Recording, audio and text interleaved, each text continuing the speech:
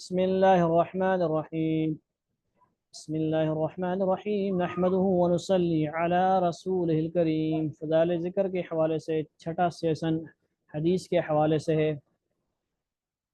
بسم الله الرحمن الرحيم. اللهم صل على محمد النبي الأمي وعلى آله وسلم تسليما.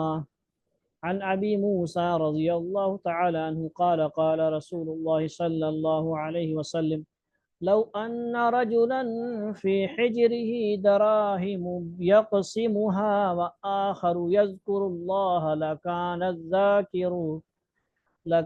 الذاكر لله أفضل.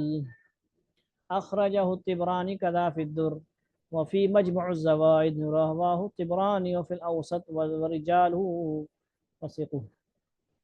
حضور صلی اللہ علیہ وسلم کا ارشاد ہے کہ اگر ایک شخص کے پاس بہت سے روپے ہوں اور وہ ان کو تقسیم کر رہا ہو اور دوسرا شخص اللہ کے ذکر میں مشغول ہو تو ذکر کرنے والا افضل ہے. فائدہ خلاصہ کیا ہے جی؟ یعنی اللہ کے راستہ میں خرچ کرنا کتنی ہی بڑی چیز کیوں نہ ہو، لیکن اللہ کی یاد اس کے مقابلہ میں بھی افضل ہے. پھر کس قدر خوش نصیب ہیں وہ مالدار اللہ کے راستہ میں. الحمدللہ یرحمک اللہ بولے، جو بھی چھینک کی آواز سنے الحمدللہ یرحمک اللہ بولے، اور یہدیکم اللہ ویصلح بالکم پھر چھینکنے والا بولے. ان سنتوں کو بھی زندہ کریں، اور سنتیں بہت اس میں غفلت برتی جا رہی ہے. علماء بھی آہستہ سے کہتے ہیں، اونچی آواز سے کہا جائے. بہرحال اللہ کے راستہ میں خرچ کرنے والے جن کو اللہ کے ذکر کی بھی توفیق نصیب ہو جائے. ایک حدیث میں ہے کہ اللہ تعالیٰ شانوں کی طرف سے بھی روزانہ بندوں پر صدقہ ہوتا رہتا ہے، اور ہر شخص کو اس کی حیثیت کے موافق کچھ نہ کچھ عطا ہوتا رہتا ہے، لیکن کوئی عطا اس سے بڑھ کر نہیں کہ اس کو اللہ کے ذکر کی توفیق ہو جائے.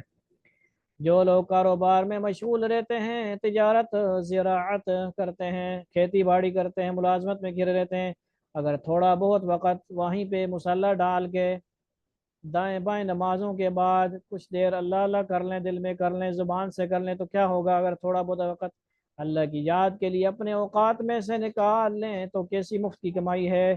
دن رات کے 24 گھنٹوں میں سے 2-4 گھنٹے اس کام کے لیے نکال لینا کون سی مشکل بات ہے؟ آخر فضولیات، بیکار کام، لغویات، بیہودہ باتیں، ان میں بھی تو بہت سا وقت خرچ ہوتا ہے. اس کارآمد، ٹھیک ہے جی، کام آنے والی چیز. یہ کارآمد فارسی کا لفظ ہے. چیز کے واسطے وقت نکالنا کیا دشوار ہے؟ ایک حدیث میں حضور صلی اللہ علیہ وسلم کا ارشاد ہے کہ اللہ کے بہترین بندے وہ ہیں جو اللہ کے ذکر کے واسطے چاند، سورج، ستارے اور سایہ کی تحقیق رکھتے ہیں، معلومات رکھتے ہیں، یعنی اوقات کی تحقیق کا اہتمام کرتے ہیں. اگرچہ اس زمانہ میں گھڑی گھنٹوں کی کثرت نے اس سے ہم بے نیاز کر دیا ہے، ہر وقت موبائلوں پہ بھی ٹائم دیکھتے ہیں ہم لوگ، پھر بھی فی الجملہ، ٹھیک ہے جی، بات کا حاصل کیا ہے کہ واقفیت ان چیزوں کی مناسب ہے کہ گھڑی کے خراب اور غلط ہو جانے کی صورت میں اوقات ضائع نہ ہو جائیں. ایک حدیث میں آیا ہے کہ زمین کے جس حصے پر اللہ کا ذکر کیا جائے وہ حصہ نیچے 7 زمینوں تک دوسرے حصوں پر فخر کرتا ہے. آج ایک بندے نے یہاں پر آ کر محفل ذکر سجائی. ایک بندہ آیا تھا، نماز پڑھی، اس نے ذکر بھی کیا، تو وہ ساری نیچے زمینوں پر فخر کرے گی کہ بھائی مجھے اللہ نے یہ اعزاز بخشا ہے. ایک نیک بندہ آیا، ذکر کر رہا تھا، سبحان اللہ. تو اللہ رب العزت ہمیں اس حدیث پر بھی عمل کی توفیق عطا فرمائے. اللہ کے راستے میں جتنا ہو سکے، جتنا بس میں ہو، خرچ کرتے رہیں، خرچ کرتے رہیں، خرچ کرتے رہیں، اور اللہ کا ذکر بھی کرتے رہیں. ٹھیک ہے، جتنا مرضی کوئی خرچ کر لے، اس کے مقابلے میں وہ نہیں ہو سکتا جو اللہ کا ذکر اخلاص کے ساتھ کر رہا ہے. ٹھیک ہے جی، اگرچہ دونوں کام ایک بندے کو میسر آ جائیں تو وہ بھی بڑی بات ہے. ذکر بھی کرتا رہے، حلال کمائی بھی کرتا رہے، اور لوگوں پہ خرچ کرتا رہے، غریبوں پہ خرچ کرتا رہے، اور اللہ کو یاد کرتا رہے، تو وہ بھی سونے پہ سہاگا ہے.